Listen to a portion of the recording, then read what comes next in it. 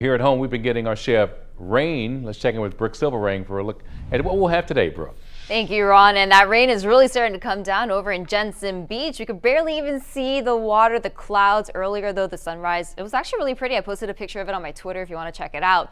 80 degrees currently. We have a southeast wind at 6 miles per hour, but it is definitely very humid when you step outside. We have all that lingering tropical moisture still. Speaking of, take a look at some of our rain areas that we do have. A few spotty showers surrounding Gulf Stream up to Lantana, Lake Worth Beach, dancing around the airport there. So again, we are going to continue with the on and off rain activity throughout most of the early morning hours, and as soon as we go into the afternoon, we should just see a few isolated showers popping up. But West Palm Beach, we do have a downpour over you. Juno Beach, a few showers off towards the west, even Tequesta, shower to the south of you, so those will continue to work their way and inch their way closer to the offshore area. Heavier rain from Fort Pierce down to Jensen Beach. That's the rain we're just watching on that camera. This is producing some very, very heavy tropical downpours there, but as we take a look off towards the west coast, that's where they are seeing a lot more of that heavier rain in association with Sally. Kind of make out the center of circulation right along here. That's about 200 miles away from us here across the eastern coast. And just to give you an idea, tropical storm force winds do extend about 90 miles away from the center.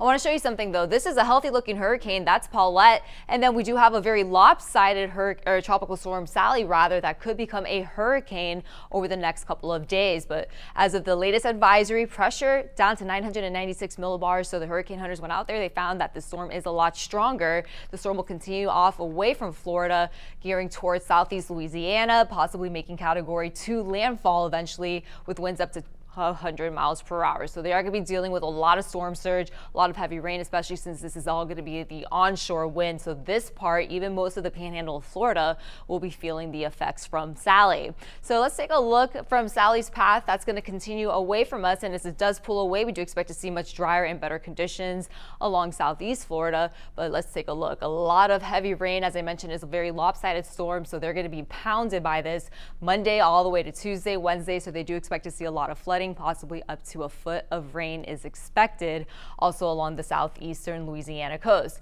I'm going to show you today though, we are going to see the on and off shower activity, hit or miss showers though throughout most of the morning into your afternoon. So just keep the umbrella close by. Of course, tropical downpours are in the forecast for today, although we're not going to see as much rain for tomorrow. But look at that rain cooled air. Indiantown 74, 73 in Okeechobee. We have 80 degrees currently in Palm Beach, 81 in Boca Raton. You're sitting at 79 degrees over in Port St. Lucie. So eventually we should see those temperatures working their way into the mid to upper 80s as soon as we do see a few breaks in the clouds, but a little breezy at times, especially when we do see some of those tropical downpours coming through. Not the best boating conditions, although we do have that southeast wind. It will be strong at times, up to 15 miles per hour. The rip current risk is running fairly high, although we do expect to see much better conditions in the upcoming days with not as strong as winds. So heading into the work week, we are going to see the 90s returning. Less rain Tuesday, Wednesday, Thursday. By Friday, clouds do return, and we also expect to see that southwest wind, which means a chance to see those late storms going into the evening. That's your first morning forecast.